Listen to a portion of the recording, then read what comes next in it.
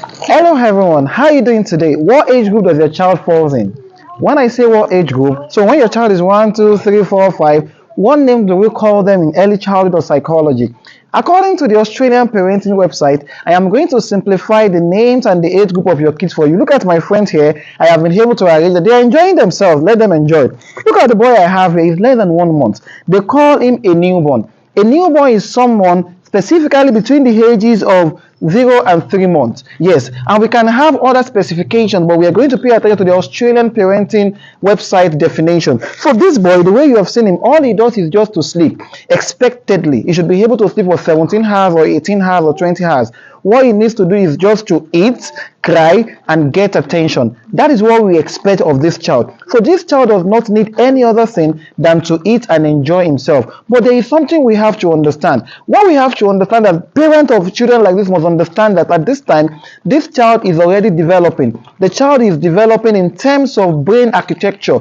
This child wants to understand the trust, the love, and the compassion he could feel, because he's going to do this through cry. So parents, be careful. Even though it's just to sleep and to eat, there is an avenue for you to either make him or mar him, and it depends on how you respond whenever he calls you. How does he call you? He calls you based on tears. And now that you know about my friend, I am going to hand my friend over to one of my friends. Look at these people you have seen here. They are toddlers. So like I told you, 0 to 3 months could be newborn. We could also have infants. Infant could be 3 months to 12 months, but I don't have infants here. I have toddlers here. The toddlers are children between the ages of 1 to 3. And as you can see them, look at Inamdi. Inamdi is already eating biscuit, and Inamdi is very well paying attention. Look at these children. One of the characteristics they have is that they also most likely are getting prepared for school. Expectedly, children should not even go to school in a normal environment until the age of 2. We don't want them. We want them to have enjoyable time with their parents. So please understand that even though they are going to go to school, they need a lot of time for bonding. They need a lot of time for engagement, because now one of the things you could see from them as characteristics is that they are going to start showing some level of defiance and they want to be independent. Then look at my friends, Anifa and Favor, and Joy. You can see them.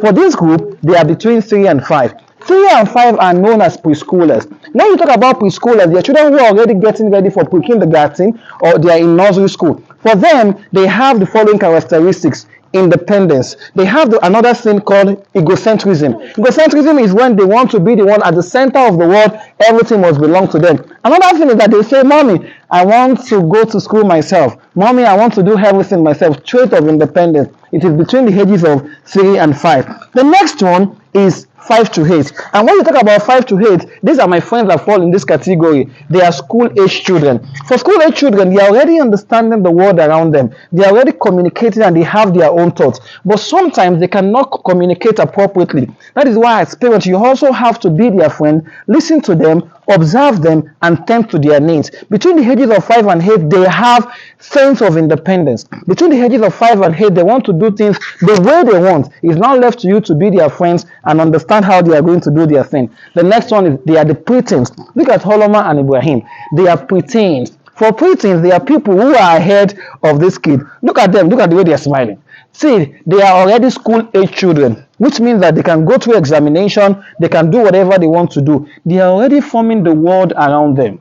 The way they understand and perceive the world, that is when you have to be their friend, because very soon a lot of changes will be happening in their body, because of course you can see changes in height and weight.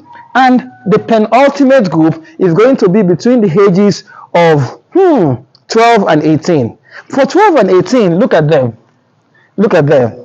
We call them the teens. They are approaching the age of teenager, and very soon they are going to be the adolescents. In psychology, the age of adolescence is the age of confusion. These are children that already have changes in height and weight. They are already seeing changes in some critical parts of their body as females. So as parents, you have to be their friend. You have to trust them, and you need to be their friend so that they are not going to make a lot of confusion or a lot of mistakes. And finally, we have the age of 18, which is going to be, of course, adulthood. So parents, look at all of them. They are children of different ages. Look at the way we started. Look at from here, apparent changes. But one thing is the foundation of understanding these children is to be their friend.